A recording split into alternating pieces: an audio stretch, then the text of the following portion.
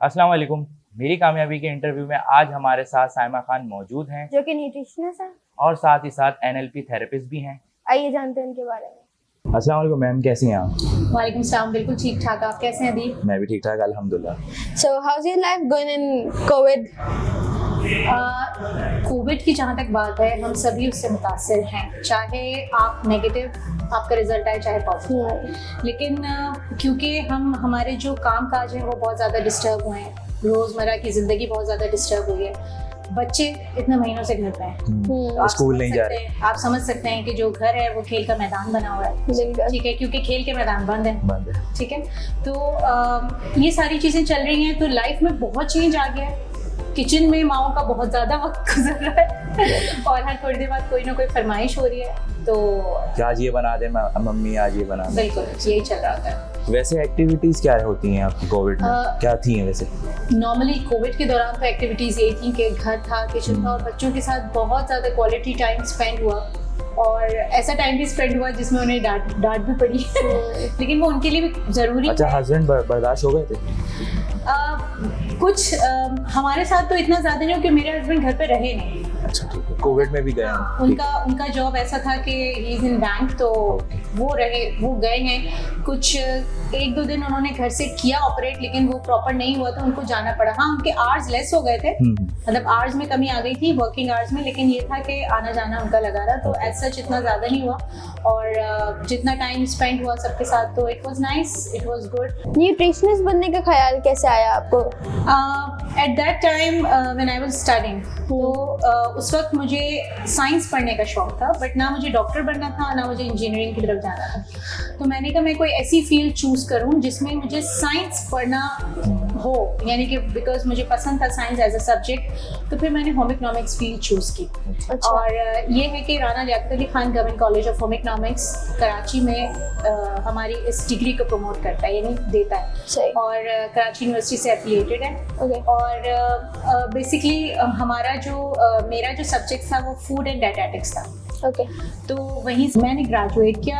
मेरे टाइम पे मास्टर्स भी होता था और अब जो डिग्री है वो BS की डिग्री है। अब अभी MS नहीं इंट्रोड्यूस हुआ हमारे कॉलेज में, तो अब BS की डिग्री है। तो इसको आगे कंटिन्यू करेंगे ना?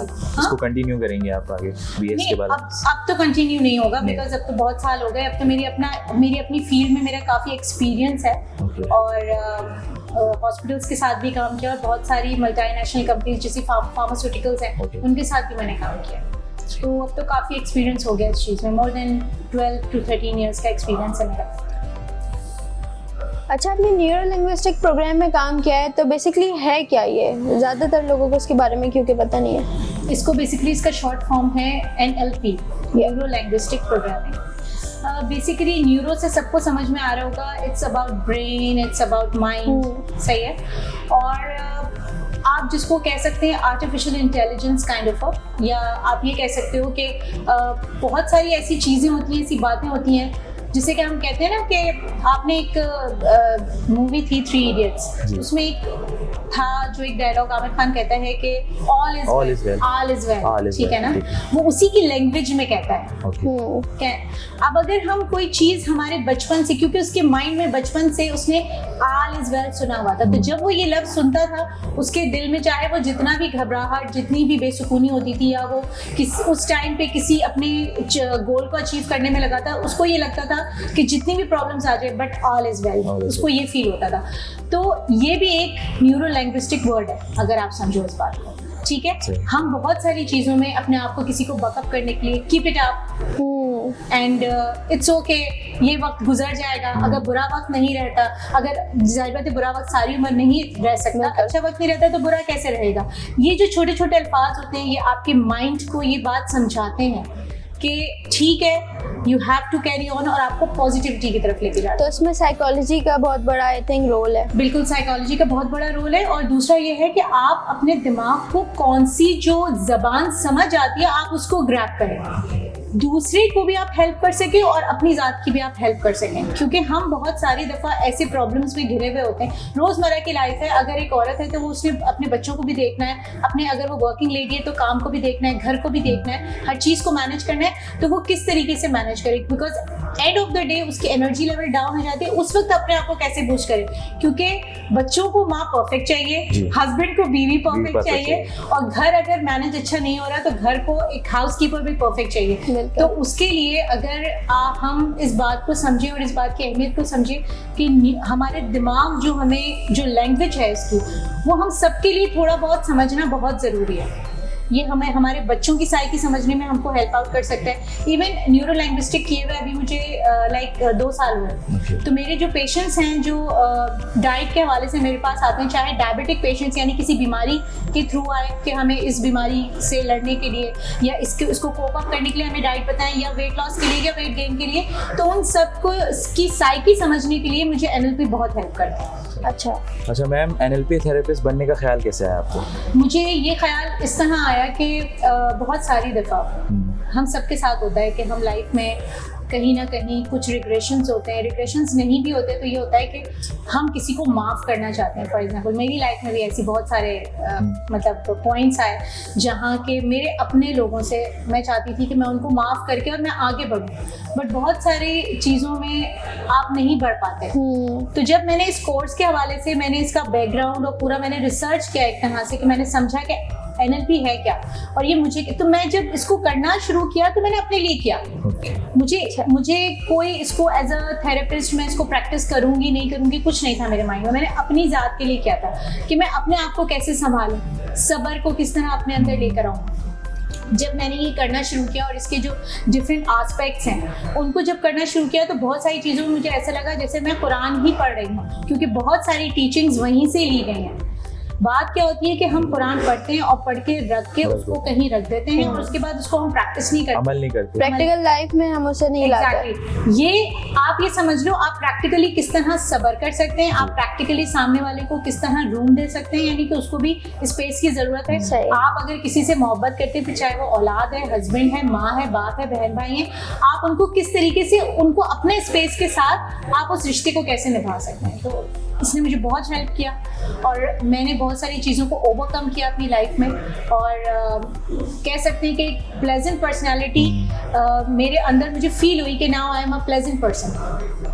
तो ये बहुत अच्छे चेंजेस आए हैं। आई थिंक इसमें नॉन वर्बल कम्युनिकेशन का बहुत बड़ा रोल है, क्योंकि वर्बल कम्युनिकेशन से हम बहुत सारी चीज़ें कभी नहीं समझा पाते, लेकिन नॉन वर्बल से समझा देते हैं, जैसे बिहेवियर और फिर रिएक्ट करना चीज़ों पर। ये बहुत फर्क पड़ता है। जैसे कि फॉर एग्जांपल अब मेरे सामने मेरा पेशेंट है और सबसे पहले तो ये बहुत ज़रूरी है, बहुत सारे पेशेंट्स ऐसे होते हैं जो आपको कह तो रहे होते हैं कि I want to get rid of anxiety, but mean नहीं कर रहे होते, मुझे एंगर अपना छोड़ना है, मगर एक्चुअली उनकी पर्सनालिटी इतनी स्ट्रांग होती है और इतनी देर से उस अपने बिहेवियर को लेके चल रहे होते हैं कि उनके लिए उसको छोड़ना भी उनकी ईगो बन जाता है। तो आपको पहले इस बात को समझना होता है they are ready for that. तो आपका जो क्वेश्चनिंग, जिसको हम एंकरिंग कहते हैं, हम उनसे राइट टाइम पे राइट क्वेश्चन किस तरह पुट अप करें, ये हमें बातचीत से आता है। हम पहले उनसे बातचीत करते हैं, वर्बल कम्युनिकेशन, फिर उससे हम कोशिश करते हैं कि वो जिस तरीके से वो हमारे साथ कैसे कंफर्टेबल हों, because I am a new person for them, तो वो मेरे से कैसे कंफर्टेबल होंगे जो वो मैं अपनी बातें बता सकें। तो मैं एंकरिंग के साथ साथ मैं थोड़ा सा रैपो करूँगी, यानी जैसे वो बैठे हैं, जिस अंदाज में वो हाथ हिला रहे हैं, जिस अंदाज में वो बात कर रहे हैं, ये मेरा काम है। मैं उनको लेकर और मैं उसको उस चीज़ों को साथ लेके चलूँगी, ऑटोमेटिकली वो ये समझना शुरू हो जाएंगे कि this person is very comfortable with, और वो फिर मुझसे अपनी बातें शेयर करना शुरू हो जाएंगे और फिर मेरे लिए ये ईजी हो जाएगा कि मैं उनका किस तरीके से लाऊं। अच्छा, what are the basic components of NLP? Like how you start doing all this? मतलब कंपोनेंट्स में यही आता है, एंकरिंग आता है, रेपो आता है, फिर किस तरीके से आप, जैसे आपने कहा verbal and non verbal communication होता है, तो वर्बल कम्युनिकेशन के साथ साथ नॉन वर्बल इस तरह हो जाती है कि हम देखते हैं कि जब वो ये बात कह रहा है तो उसका बिहेवियर क्या है, मीन कर रहा है या नहीं कर रहा है, आंखों की पोजीशन उसकी कैसी है, वो इधर उधर देख रहा है या मुझसे फेस टू फेस बात कर रहा है। फिर ये सारी चीज़ें ये सब चीज़ें, ये सारे कंपोनेंट्स हैं इसमें। और बेसिकली जो मेन इसका मोटो है NLP का, वो ये है कि help yourself and help others to achieve their goals, basically. सही। अच्छा मैम, आपका वाइड एक्सपीरियंस है 10 से 12 साल का। How did you feel as a NLP therapist? As an NLP therapist तो अभी मैंने 2 साल में किया है, न्यूट्रिशनिस्ट का मेरा 10 से 12 साल का एक्सपीरियंस है। तो अगर मैं दोनों को साथ लेके चलूँ तो मैं ये समझती हूँ कि मुझे बहुत हेल्प करता है। मेरे पेशेंट्स से बहुत सारे मेरे पास पेशेंट्स ऐसे भी आते हैं कि जो एंजाइटी, क्योंकि खवातीन या हम में से कोई भी, मैं खवातीन को क्यों लूँ, आजकल बच्चे भी एंजाइटी का शिकार है, बिकॉज कंपटीशन इतना ज़्यादा बढ़ गया है, रिजल्ट्स माओं को बेहतरीन चाहिए और बच्चों को भी चाहिए। सबसे ज़्यादा है कि बच्चे ही हैं आजकल डिप्रेशन में, बच्चे भी हैं, बड़े भी हैं, खवातीन भी हैं, क्योंकि प्री प्रेगनेंसी और पोस्ट प्रेगनेंसी में भी डिप्रेशन एक बहुत बड़ा रोल प्ले करता है। खवातीन को अक्सर एंजाइटी का शिकार हो जाते हैं। तो अगर मेरे पास कोई वेट लॉस के लिए भी आ रहा है या कोई इवन एक हाइपरटेंसिव पेशेंट है, जैसे कि उसको ब्लड प्रेशर का इशू है और साथ में डायबिटीज है या हार्ट का प्रॉब्लम है, लेकिन वो अपनी डाइट को कंट्रोल नहीं कर पाते और एंजाइटी उनका बहुत, तो मैं मेरी कोशिश होगी पहले मैं उनको रियलाइज करवाऊँ कि you have an anxiety issue, तो आप पहले एंजाइटी को रिजॉल्व करें। जब एक इंसान खुश होता है और एक खुश इंसान को जब आप कोई चीज़ बताते हो तो वो बहुत विलिंगली उस चीज़ को मतलब आपको हेल्प आउट करता है कि आप भी उसको हेल्प कर सकते हो कि अचीव करे अपना गोल। नहीं तो अगर वो खुश नहीं है अंदर से तो वो एंजाइटी फिर उस पर हमला आवर होगी और वो जो चीज़ कर रहा है वो वहीं पे रुक जाएगी, तो फिर आपको रिजल्ट्स नहीं मिलेंगे। अच्छा मैम, जैसे किसी को ज़्यादा फौरन गुस्सा आ जाता है जल्दी, तो वो कैसे कवर अप करते हैं? इसकी कुछ चीज़ें हैं, जैसे कि हदीस नबी सल्लल्लाहु अलैहि वसल्लम भी है कि जब आपको गुस्सा आए तो आप उठें तो बैठ जाएं, बैठें तो लेट जाएं, यानी कि basically you have to change your position और चेंज द प्लेस। अगर कुछ लोग ऐसे होते हैं कि जिनको किसी और पे गुस्सा ना उतारे, हाँ, और देखिए गुस्सा उतारना, एक बात मैं आपको बता दूं, बहुत सारे लोग मुझसे आके ये सवाल करते हैं, अगर हम सही हैं, मतलब सही बात पर गुस्सा करने में तो कोई बुराई नहीं है, गुस्सा आने बुरी बात नहीं है, गुस्सा तो आना है, बिकॉज ये नेचुरल एक आपकी समझ लीजिए एक फीलिंग है, गुस्सा भी आपकी एक फीलिंग है, एंगर, आप इसको दबा नहीं सकते। लेकिन तुम में बेहतरीन, नबी पाक सल्लल्लाहु अलैहि वसल्लम, तुम में बेहतरीन शख्स वो है जो पहलवान वो है कि जो गुस्से में अपने गुस्से को काबू कर ले। ठीक है, एक्चुअली इन द एंड गुस्से को जब आप काबू करते हैं तो आपकी जो एनर्जीज है ना वो जाया नहीं होती, आप अपनी एनर्जीज को एक अच्छे वक्त के लिए बचा लेते हैं। अगर आप उसी वक्त गुस्सा कर रहे हैं और उसके बाद क्या होता है, जब आपको अगर राइट बात पे भी गुस्सा आ रहा है, इन द एंड क्या आप लो फील नहीं करते? बिल्कुल। क्या आपको ये नहीं फील होता कि यार ये मतलब बॉडी आपको रिग्रेट कर रही होती है कि शायद मैं, अगर आपने अपनी माँ पे गुस्सा किया, बीवी पे गुस्सा किया, बच्चों पे गुस्सा किया, या बहन भाई या दोस्त पे, जिस पे भी आपने, या अपनी कुलीग पे किसी पे गुस्सा किया, या बॉस पे गुस्सा निकाल दिया, कभी बहुत ज्यादा एंजाइटी हो रही है, तो इन द एंड आपको हमेशा रिग्रेशन होता है। आपको कभी भी गुस्सा, हाँ, जिस दिन आपने गुस्सा पी लिया आप कहते हैं अच्छा हुआ, एट दैट मोमेंट मैंने गुस्से का इजहार नहीं किया। आप अपना कोई ना कोई एटीट्यूड से ये जरूर बताइए कि you don't like that attitude of that person, जो आपके लिए बहुत इंपॉर्टेंट है, ये जरूर आप शो करें, लेकिन एक बेहतर तरीके से, एक पॉजिटिव तरीके से। It's difficult for a person, किसी भी बंदे के लिए, चाहे वो बच्चे से लेकर औरत, बूढ़ा, जो भी हो, जिसको गुस्सा बहुत ज़्यादा आता है, वो गुस्से को कैसे काबू करे, वो उस जगह से चला जाए, वो पानी पी ले उस वक्त जाके, वो जाके अगर शावर लेना चाहता है शावर ले ले, वो अपनी बेसिकली उस जगह से अपने आप को हटा दे, गुस्से को कंट्रोल कर ले, जगह से हटेगा तो ऑटोमेटिकली, और उन मेमोरीज को याद करे जो उसे खुशी देती हैं, तो ऑटोमेटिकली उसका, और काउंटिंग शुरू कर दे। बहुत सारे इसके, आप काउंटिंग शुरू कर दें, आप कुछ और सोचना शुरू कर दें, आपको अगर कोई जानवर पसंद है तो उसके बारे में सोचना शुरू कर दें, तो बहुत सारे पॉजिटिव चेंजेस आ जाते हैं। जी, अच्छा, एक बेहतरीन डाइट कैसे हेल्प करती है मेंटल इलनेस को दूर करने में या थोड़ा कंट्रोल करने में? देखिए, हमारा ये पूरा जिस्म समझ लो जैसे कि हमारा घर है ना, ये जिस्म भी हमारा घर है, ठीक है, फ्रॉम टॉप टू बॉटम, यानी हेड टू टो, हमारा जो सोचें आ रही हैं, अगर आपकी डाइट अच्छी है, आप अच्छा खाना पीना करते हैं, मैं थोड़ी सी कुछ चीज़ें, मैं नाम नहीं लेती, लेकिन हम सबको पता है कि हम सब अगर मुसलमान हैं तो हमें इस बात का पता है कि क्या चीज़ें ममनू हैं। जी बिल्कुल, उन ममनुआत को अगर हम ममनू ही रखें तो भी हमारी जो सोच है वो पॉजिटिव रहती है, ठीक है। इसी तरीके से अगर हमारा जो एलिमेंट है जिससे हम बने हैं वो मिट्टी है और पानी है, जी, ठीक है, हम अल्लाह ताला ने मिट्टी से बनाया है। अब ये दो चीज़ें, हमारे मिनरल्स बहुत इंपॉर्टेंट है हमारे लिए, तो तो हम मिनरल्स का ख्याल रखें, पानी ज़्यादा से ज़्यादा पिएं, तो ये हमारे ब्रेन को भी नरिश करता है, हमारी बॉडी को भी नरिश करता है। क्या चीज़ें, नेचुरल चीज़ों का इस्तेमाल करें, जिसमें आपके फ्रूट्स आते हैं, जिसमें आपके वेजिटेबल्स आते हैं, जिसमें आप नाश्ता जब सुबह उठ के कर रहे हैं तो आप प्रोटीन ज़रूर लीजिए। प्रोटीन में एग्स आ जाते हैं, आपका गोश्त का इस्तेमाल आ जाता है, आप रात का सालन ले सकते हैं सुबह नाश्ते में। अच्छा, जब आप सुबह उठते हैं तो आपने पूरा दिन गुजारना है ना, तो आपने अपने दिन का आगाज, जैसे आप जब घर से निकलते हैं तो आपकी पूरी कोशिश होती है कि अपनी गाड़ी है, बाइक है, जिस भी व्हीकल में आप जा रहे हो उसको आप अच्छे से पेट्रोल भर लो, उसको आप सफाई करवा लो, सुबह किसी से धुलवाते हैं तो धुलवा लो, चमका लो जी, सारी चीजें मेंटेन रखनी। यही चीज आपने अपनी बॉडी को भी ध्यान में रखते हुए करना है कि अपने नाश्ते पे फोकस करना है।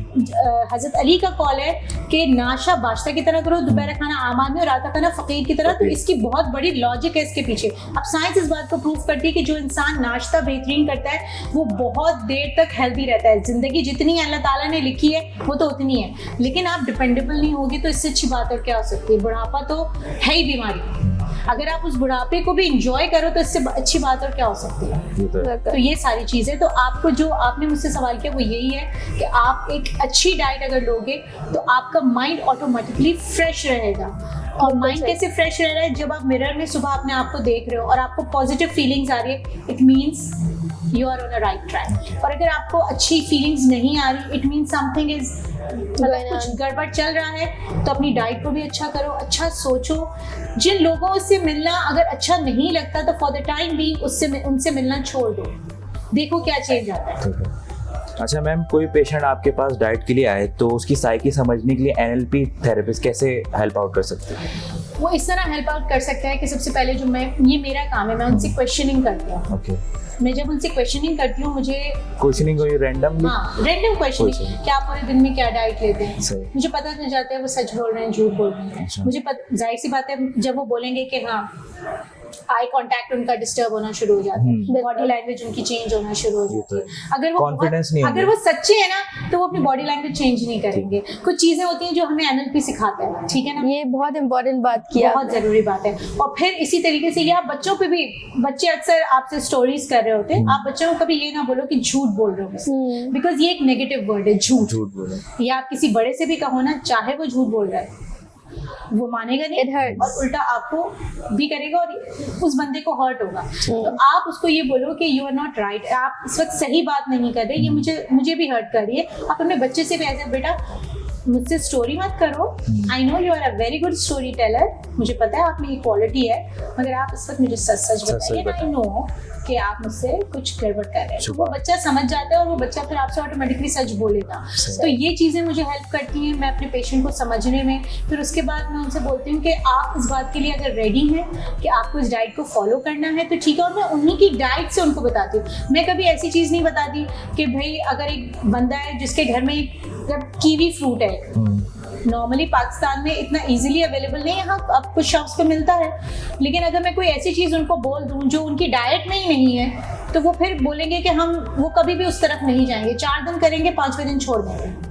और मैं कोशिश ये होती है 4 दिन एक डाइट हो, फिर 4 दिन एक डाइट हो, फिर 4 दिन एक डाइट हो, ताकि वो अपनी डाइट को भी इंजॉय करें। और ये डाइट क्या होता है? डाइट का मतलब है ग़िज़ा, खाना। डाइट का हरगिज़ मतलब ये नहीं है कि आप हर चीज़ अपनी फेवरेट चीज़ों को छोड़ दें, मतलब उन चीज़ों का आप एक मीडियम वे में, एक प्रोपोर्शनल वे में आप उसको लें अपनी डाइट में, तो that will be good for you. So ma'am, how much caffeine is too much? इसमें मैं ये तो नहीं कह सकती, बिकॉज कुछ लोग जो होते हैं वो स्मोकर्स होते हैं और वो एकदम से अपनी सिगरेट भी नहीं छोड़ सकते या ऐसी चीज़ भी नहीं छोड़ सकते। बात वही आ जाती है सारी कि अगर आप कोई ऐसी चीज़ का इस्तेमाल कर रहे हैं जिसके बगैर आपकी तबीयत ख़राब होने लगती है, या आप उसको बार बार पीना या कंज्यूम करना चाहते हैं, तो इसका मतलब है कि वो आपकी बॉडी में बहुत ज़्यादा कैफीन जा रही है, जो कि डेफिनेटली इन दी एंड आपके ब्रेन को डैमेज करेगी। ब्रेन को इन द सेंस कि आपके सेंसेस को वो कमज़ोर कर देगी। मतलब कि बहुत सारी दफ़ा ऐसा होता है कि जहाँ आपने इमोशंस को अपने दिखाना है वहाँ आप इमोशंस नहीं दिखा पाते, और जहाँ आपकी इमोशंस की नीड है ही नहीं वहाँ आप इमोशंस दिखाते हैं। क्यों? इसलिए कि आप कोई ऐसी चीज़ का इस्तेमाल ज़्यादा करें जो कि आपको कहीं ना कहीं डैमेज कर रही है। अच्छा, कोई भी चीज़ जैसे कैफीन हो गई, आपको शॉर्ट टर्म पे या ऐसी कोई आपकी तबीयत ख़राब नहीं होती है। कोई बंदा बहुत ज़्यादा चाय पी रहा है, बहुत ज़्यादा कॉफ़ी कंज्यूम कर रहा है, तो नॉर्मली उसकी तबीयत ऐसी ख़राब नहीं है। सिगरेट स्मोकिंग ज़्यादा करते हैं तो उसकी नहीं होती, but longer period of running, longer period of time के लिए उसको 10 साल के अरसे में उसको डेफिनेटली 8 साल 10 साल में उसकी वो प्रॉब्लम सामने आना शुरू हो जाती है कि वो इमोशनली बहुत वीक हो गया है। और वो उस यानी कि मैं ये समझती हूँ कि जो चाय आपने कंज्यूम करनी है, आप दिन में 2 कप चाय ले सकते हैं, 2 कप ग्रीन टी ले सकते हैं, और स्मोकिंग को जिस हद तक हो सके आप उससे आहिस्ता आहिस्ता छुटकारा लीजिए, बिकॉज आगे जाके आप अपने लंग्स को सिर्फ डैमेज कर रहे हैं। और लंग्स ये वो एक इम्पॉर्टेंट ऑर्गन है आपका जो कि आपको 60 के बाद बड़ा इम्पॉर्टेंट है आपके लिए, क्योंकि आपकी सांस वैसे ही फूलना शुरू हो जाती है। अगर आपके लंग्स हेल्दी नहीं है तो आप सोच लीजिए क्या होगा। और अभी कोरोना में भी ज़्यादातर यही बोला था कि लंग्स जिनके, वही ज़्यादा लोग इफेक्ट हुए जिनके लंग्स नहीं स्ट्रांग थे। बिल्कुल। अच्छा, एनएलपी थेरेपिस्ट आप इंसोम्निक और हाइपरसोम्निक पेशेंट को कैसे डील करते हैं? देखिए, सबसे पहले तो हमारे लिए बहुत ज़रूरी है जानना कि उनका रूटीन क्या है। उनकी जॉब है ऐसी कि जिसमें कि उनको रात को जागना पड़ता है और दिन में वो सोते हैं, या तो इस तरह का कोई है। तो हम हर पेशेंट को उसके स्केड्यूल्स के हिसाब से, उसके रिक्वायरमेंट्स के हिसाब से ट्रीटमेंट होती है, ठीक है। वही सारी चीज़ें होती हैं कि उनको लेके बैठना पड़ता है, उनसे क्वेश्चनिंग करनी पड़ती है, और फिर हम हमारे आप समझ लें फ्रीक्वेंसीज ऑफ वॉइस, हम किस तरीके से हिप्नोसिस के ज़रिए और हाइपर हिप्नोसिस के ज़रिए किस तरीके से हिप्नोस करके आप अपने पेशेंट को थोड़ा सा उस फेज़ में लेके जाते हैं कि जहाँ उसको ये फील हो। और फिर इसी तरीके से, क्योंकि मैं न्यूट्रिशनिस्ट हूँ तो मैं थोड़ा डाइट को भी लेती हूँ साथ में कि आप ऐसी कौन सी ग़िज़ाओं का इस्तेमाल करेंगे और किस वक्त आप खाना खा लें। सोने और खाने के बीच में कितने घंटे का गैप होना चाहिए, आपके लिए वॉक कितनी इंपॉर्टेंट है, प्लस आप ऐसी कौन सी चीज़ों का इस्तेमाल करें। जैसे खशखाश है, जिनको कि मैं चले एक समझ लीजिए टिप ही आ गई कि आप दूध का इस्तेमाल रात में, जैसे अगर फ़र्ज़ करें आप नॉर्मली 11 बजे सोते हैं तो आप 8 बजे 7:30 से 8 बजे आपको अपना डिनर कर लेना चाहिए, और आपका रात का खाना लाइटर होना चाहिए। आपकी 3 बिग मील्स में सबसे लाइटेस्ट मील आपका रात का खाना, ठीक है। कोशिश करें आप खाने के दौरान पानी का इस्तेमाल ना करें, खाने से पहले पानी पी लें और उसके बाद अपना डाइट लें। डाइट में आप कोशिश करें कि रात में चावल का इस्तेमाल ना करें, रोटी का इस्तेमाल कर लें, ठीक है। या फिर अगर आप कोई ऐसी चीज़ है कि आपने चिकन है, फिश है, तो आप उसको ऐसे ही कंज्यूम कर लें, कोई कार्ब्स ना लें, ताकि आपका जो डाइजेशन है वो और अच्छा रहे, इम्प्रूव रहे। फिर उसके बाद आप रात को सोने से पहले, जैसे 11 बजे सो रहे हैं तो आप 10 बजे आपने 1 कप दूध लिया, 1 कप दूध में आपने आधी चमची खशखाश डाली, साफ हुई हुई खशखाश डाल के उसको पका लिया। 1 कप दूध आधा कप रह गया, अब आपने उसको छाना। ये पॉपी सीड्स जो है खशखाश, ये भी आपको नींद लेकर आएंगी। Thank you so much. तो ये आपको हेल्प कर सकता है। अच्छा मैम, प्रॉपर डाइट के लिए क्या ज़रूरी है कि हम कंसीडर कर सकें that we are taking proper diet? ये आपको कैसे पता चले कि आप प्रॉपर डाइट ले रहे हैं कि नहीं? सबसे पहले तो ये देखें, अल्लाह ताला ने हमारा सिस्टम बड़ा, यानी कि अगर एक इंसान इस बात को समझने की कोशिश करे कि अल्लाह ताला ने किस तरीके से, मतलब कौन सी साइंस है जिसके बिना पर जो है वो हमारा सिस्टम चल रहा है, तो हम वाकई में नहीं समझ सकते। उसकी रीज़न ये है कि आप जब खाना खाते हैं अंदर से आपको डेफिनेटली एक आवाज़ आती है, now it's enough, you have to stop.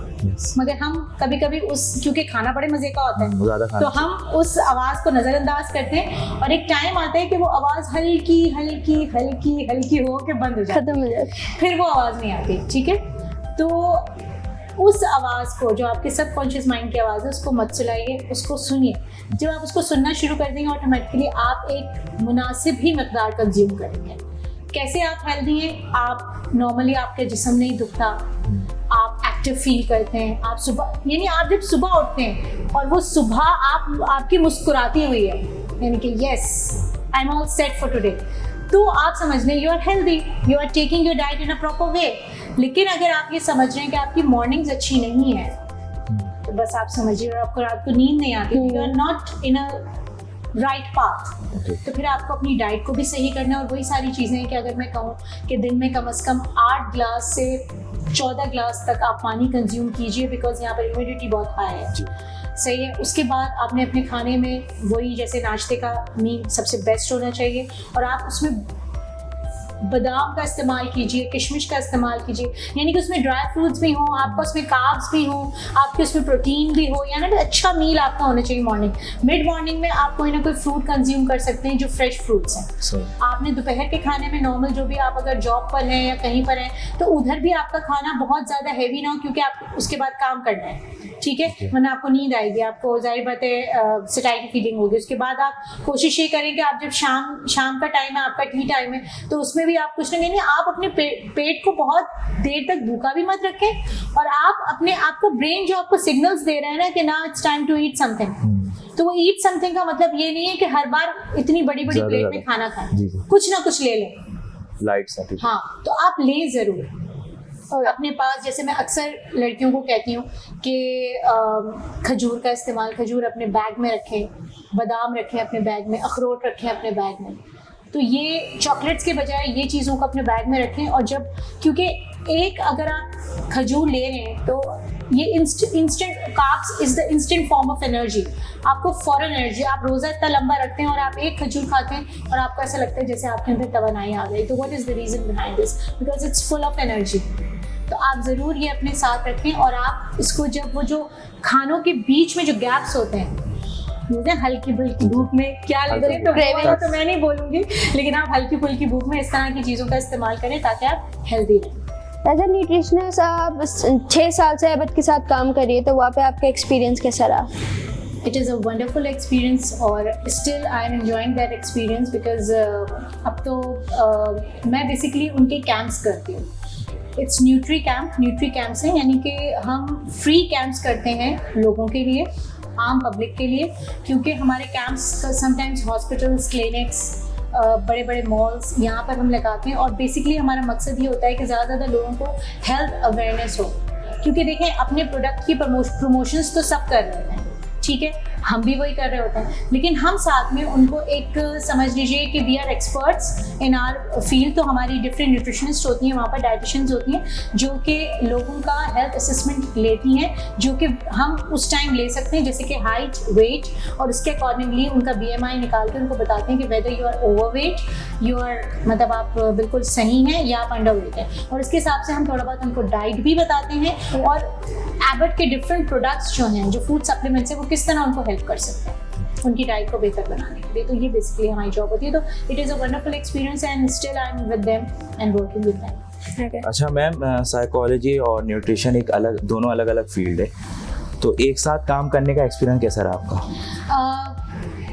लोगों के लिए ये अलग फील्ड है, यानी कि अगर एक लेमैन को आप पूछो तो वो कहेगा कि ग़िज़ा का दिमाग से क्या ताल्लुक़, लेकिन ग़िज़ा का दिमाग से बहुत बड़ा ताल्लुक़ है, क्योंकि आप, जैसे कि मैंने आपसे पहले भी ये बात कही कि अगर आप अच्छा खाते हैं तो आपकी सोच भी पॉजिटिव होती है।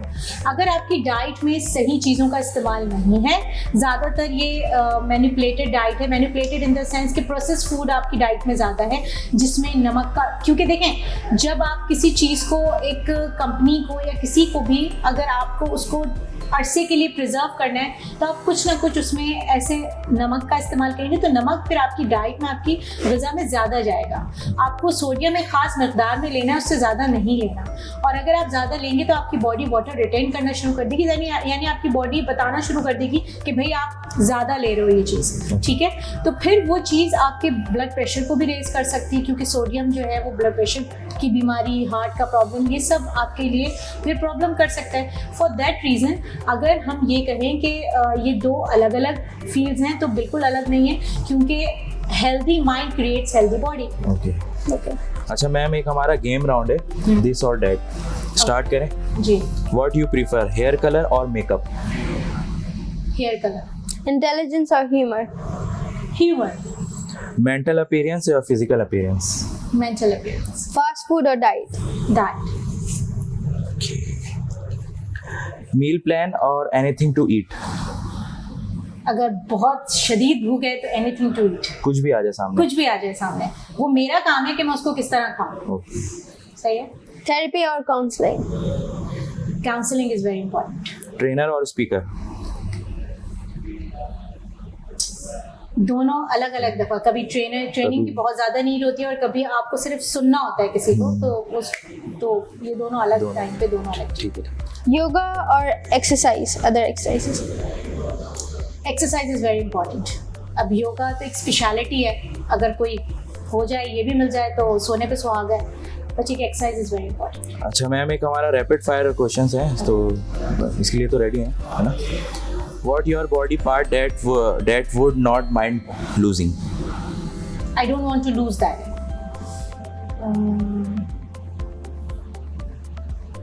Any part. Any part. Okay. Which I don't want to use. Lips. My lips. अब तक किचन में कोई वर्स्ट एक्सपीरियंस? Yes. क्या? मैंने अपने आप को जला लिया था पानी से। पानी गिर गया था गरम गरम मुझ पर। Okay. तो that was the worst experience. But ये कि मैं डरी नहीं, कि वरना अक्सर इंसान डर जाता है उसके बाद के गर्म पानी को नहीं हैंडल कर पाता, तो मैं करती हूँ हैंडल, अल्लाह का शुक्र है। तो दैट वाज अ ट्रॉमा। अच्छा मैम, अब तक कोई ऐसा काम जो दिमाग कहता हो करने को लेकिन करने का दिल ना हो, तो बता दें। बिल्कुल है, मेरा दिल है कि मैं मानता नहीं? हाँ, दिल है कि मानता नहीं वो? वो तो बहुत कुछ है ना। अच्छा। सबसे पहली बात ये है कि मैं चाहती हूँ कि मैं बाइक चलाऊं और ऐसे खड़े होके चलाऊं। हाँ, खड़े होके, वो बिल्कुल जो उस पे चलाते हैं ना, कि मतलब आपका सब बाल सब उड़े हों हाँ। और चीखते हुए जाए, तो ऐसा करना तो दिमाग बैठ कहता के है। भी बाल उड़ रहे होते हैं? जैसे भी मुझे खड़े होके करना है। अच्छा। मतलब कुछ इस तरह कुछ एक्रोबैट करना है उसके साथ। और बाइक तो क्या, मुझे साइकिल भी नहीं चलानी आती। Do you think horror movie affect mental health? What horror movies? Movies. Yes, it affects, but it depends how strong your mind is, how strong you have made your mind, because हम अपने mind को अपने हिसाब से चला सकते हैं। What word that you always misspell? Usually I don't. No. Usually I don't. Normally हाँ, मुझे spellings, I'm good at spellings.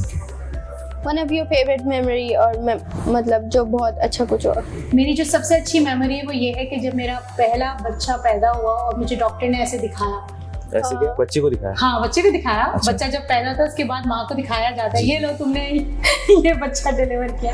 तो वो ऐसा लगा उस वक्त कि मैं पता नहीं कौन सी जगह पहुँच गई हूँ। तो that was a beautiful experience. Touching. अच्छा मैम, अगर आपको कभी रेस्टोरेंट खोलना हो तो क्या नाम रखेंगी अब रेस्टोरेंट का? Dining with Saima. अच्छा, साइमा के पकवान में? नहीं, dining with Saima. Is there any dream that is still you want to achieve or something? There are lots of dreams. अगर हम ख्वाब नहीं देखेंगे तो शायद आगे बढ़ भी नहीं पाएंगे। तो बहुत सारी हैं, जैसे कि इन्होंने अभी रेस्टोरेंट का बोला, तो it's one of my dream कि मैं कभी ऐसा कुछ खोल पाऊँ। और मेरा जो अपना दिल है कि मेरे पास ऐसा कुछ ज़मीन का टुकड़ा हो जिसमें मैं ऑर्गेनिक फार्मिंग करूँ और लोगों को ये रियलाइज़ करवाऊँ कि वाकई में organic farming is very important, उनकी हेल्थ कितनी अच्छी हो सकती है इससे। और कोई एक बाड़ा हो जहाँ भैंसे भी हों, तो अच्छा दूध, मतलब हर चीज़, यानी हेल्थ के पॉइंट ऑफ व्यू से क्या चीज़ें इंपॉर्टेंट हैं वो ज़रूर उस पर कभी मौका मिले तो बहुत सारे ख्वाब हैं जिनको अचीव करना चाहते हैं। अच्छा मैम, इस एपिसोड का इख्तिताम करने से पहले what diet you suggest to stay healthy? हर चीज़ खाइए, Okay. मगर अपने दिमाग की हमेशा सुनिए, और जितना अपने दिमाग को मैनिपुलेट, दिल की ना सुने। मतलब देखिए, दिल है तो दिमाग है, मतलब यानी ऐसा नहीं होता कि दिल, बहुत सारी दफा ऐसा होता है दिल कुछ और कह रहा होता है, दिमाग कुछ और कहता है। क्योंकि दिल तो पागल है। आपने सुना है, हम सब ने सुना है। एक अभी मैंने भी बोला, दिल है कि मानता नहीं। दिल है कि मानता नहीं। तो दिल तो बहुत कुछ चाहता है, लेकिन दिमाग आपको ये बताता है कि अगर दिल की भी सुननी है जी, तो फिर किस तरीके से कौन सा रास्ता इख्तियार करके हम दिल की उस बात को अचीव या उस गोल को अचीव कर सकते हैं। तो बिल्कुल अपनी इन तमाम चीज़ों को सुनते हुए, अपने माइंड को अलर्ट रखते हुए हर चीज़ खाइए, मगर एक मुनासिब तरीके से, और नेचुरल ग़िज़ा से दूर मत जाइए। जितना आप अपने आप को नेचर के करीब रखेंगे, आप हेल्दी रहेंगे। Okay. Thank you so much for your precious time, ma'am. Thank you so much, so sweet of you. My pleasure. इसी के साथ साथ आज के इंटरव्यू का इख्तिताम हुआ जाता है। मुझे दीजिए इजाज़त, अल्लाह हाफ़िज़। अस्सलाम वालेकुम व्यूअर्स, कैसे हैं आप? मैं साइमा खान, न्यूट्रिशनिस्ट और NLP थेरेपिस्ट।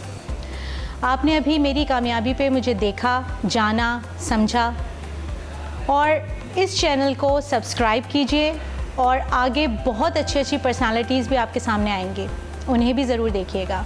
और इस चैनल को सब्सक्राइब करने के लिए और तमाम नोटिफिकेशन हासिल करने के लिए ज़रूरी है कि आप बेल आइकन को ज़रूर क्लिक करें। Thank you so much for your support. Thank you.